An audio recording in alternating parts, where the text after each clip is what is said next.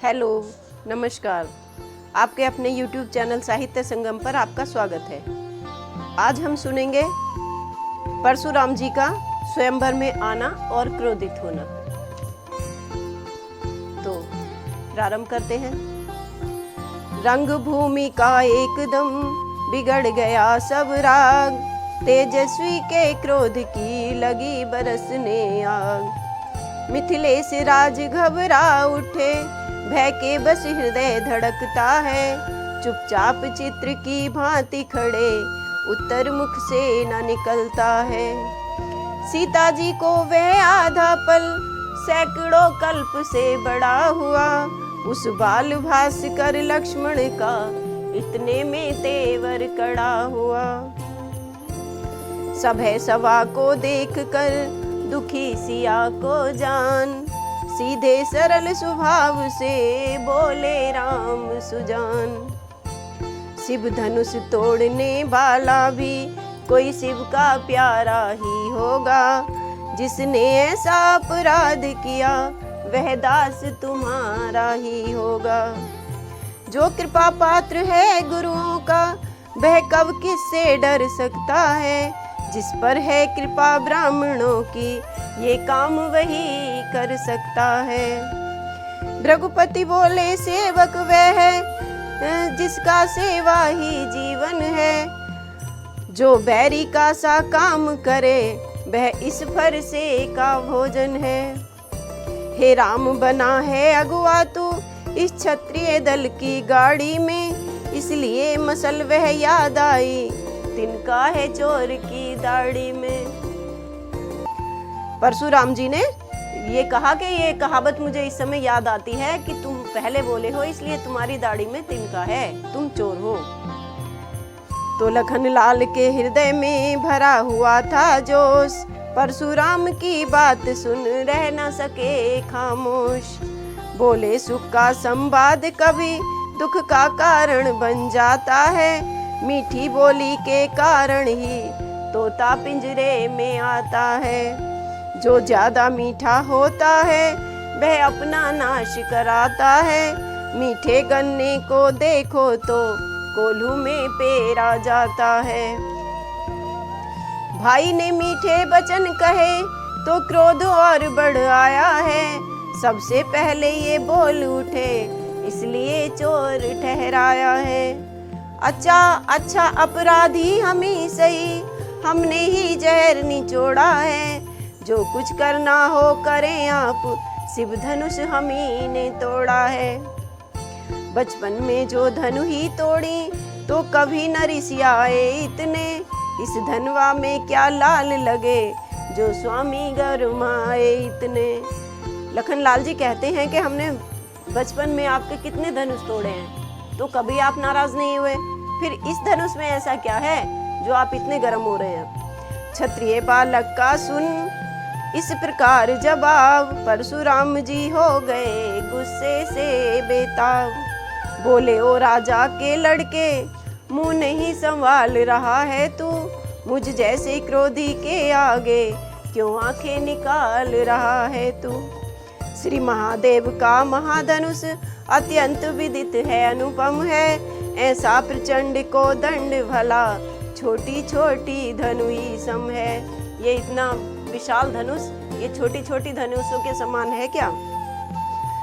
यह धनुष तो है त्रिपुरारी का, ऐरे अजान पहचान शान।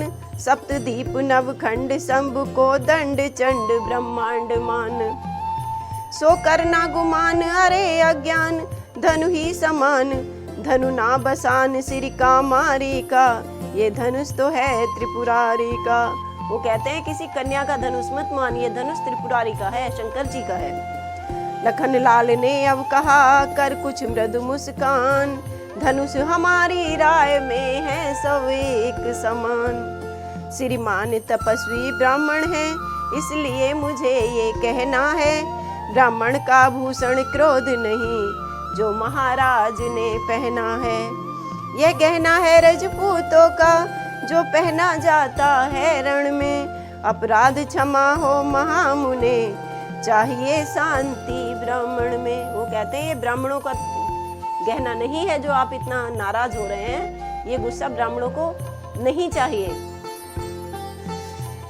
तो किया जिस समय लखन ने ऐसा वचन विरोध, परशुराम के हृदय में बढ़ा और भी क्रोध। बोले बालक क्या हुआ तुझे जो बात काटता जाता है, क्या न्योथारी बामन समझा जो मुझे डांटता जाता है। क्या मैं दावत में आया हुआ ब्राह्मण हूँ, जैसे तू कह देगा मैं वैसे ही करूँगा? ऐसा नहीं है। मुझको सीधा ब्राह्मण न जान, मैं क्षत्रिय कुल का द्रोही हूँ। भृगुवंशी बाल ब्रह्मचारी, अति क्रोधी हूँ निर्मोही हूँ। मेरे इस लोह कुल्हाड़े ने लोहू की नदी बहा दी है, इस आर्य भूमि में बहुत बार छत्राणी रांड बना दी है। विख्यात सहस्त्र बाहु तक के भुज दंड काटने वाला है, इस परसे को तू भी बिलोक, ये खून चाटने वाला है। लक्ष्मण बोले देखना नजर ना कहीं लग जाए, दबा लीजिए एक आंख में हवा न लगने पाए। बस इसी एक ही फरसे से सूरों का द्वार स्वर्ग द्वार खुला, हल्दी की एक गांठ पर ही परसट्टे का बाजार खुला। उन्हें और भी परेशान कर रहे हैं। लक्ष्मण जी कहते हैं कि एक ही फरसे से सूरों के लिए स्वर्ग, जो सूरवीर हैं उनके लिए आपने स्वर्ग के द्वार खोल दिए, एक हल्दी की गांठ से आपने परसट्टे का बाजार खोल दिया। अब बीत चुकी इसकी बहार, ये शस्त्र आपका खुट्टल है, फरसे में नहीं प्रबलता वह जो बूढ़ी बाणी में बल है। क्यों बूढ़ा फरसा दिखलाकर क्षत्रिय कुमार को डरा रहे, बलिहार आपकी फूकों पर उदयाचल पर्वत उड़ा रहे। हम उस माई के लाल नहीं जो हौवे से डर पा जाएं, वह छुई मुई के पेड़ नहीं जो उंगली से मुरझा जाएं। परशुराम ने फिर कहा बढ़ा न और विवाद, सूर्य वंश में नहीं तो होगा अभी विषाद।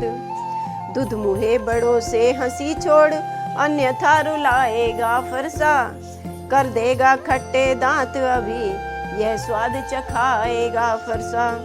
तू बच्चा है बच्चा ही रह, क्यों मेरे कर से मरता है, मुझ जैसे क्रोधी के आगे किस कारण बचपन करता है।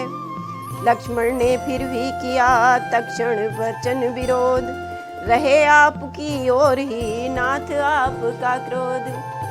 लक्ष्मण फिर उनसे कहते हैं कि ये जो आपका क्रोध है, जो ये आपका गुस्सा है, इसे आप अपनी तरफ ही रहने दें। श्री महाराज हम बच्चे हैं, बच्चे ही बचपन करते हैं, पर तुम्हें नहीं शोभा देता जो बच्चों के मुंह लगते हैं। मेरे मुंह में वह दूध नहीं जो तुलसी से तुरसा जाए, डर है फरसे की लपटों से अत्यधिक उबाल ना आ जाए। लक्ष्मण जी कहते हैं कि मेरे मुंह में वो वाला दूध नहीं है जो उल्टी सी आ जाएगी मुझे तो ये डर लग रहा है कि जो मेरे मुंह में दूध है वो आपके फरसे की आग से कहीं और उबलने ना लग जाए, गुस्सा मुझे भी ना आ जाए। घी पड़ते ही जिस तरह बढ़ जाती है ज्वाल, उसी भांति आगे बढ़े परशुराम तत्काल। तभी बरज सौमित्र को उठे सच्चिदानंद, जल समान शीतल वचन बोले रघुकुल चंद। भगवान बच्चों की बोली में अनुचित या उचित ना रहता है, वह तो गंगा का है बहाव जो कुछ भी आए बहता है। ब्राह्मण की भांति आप आते तो सह लेता यह लाते भी, वीरों का वेश देख कर ही इसने की इतनी बातें भी। जो दंड आप देना चाहे उसका अधिकारी तो मैं हूँ, यह सब प्रकार निर्दोषी है सच्चा अपराधी तो मैं हूँ। यह सुनकर कहने लगे परशुराम ललकार, अपराधी के वास्ते है कुठार की धार।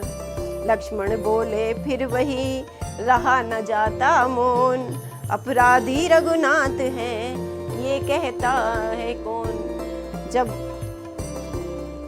ये ऋषिदेव श्री रामचंद्र जी को अपराधी ठहराते हैं तो लक्ष्मण जी को फिर गुस्सा आ जाता है। वो कहते हैं आपसे चुप नहीं रहा जाता, आप बार बार श्री रामचंद्र जी को अपराधी कैसे कह सकते हैं, ये आपको नहीं कहना चाहिए।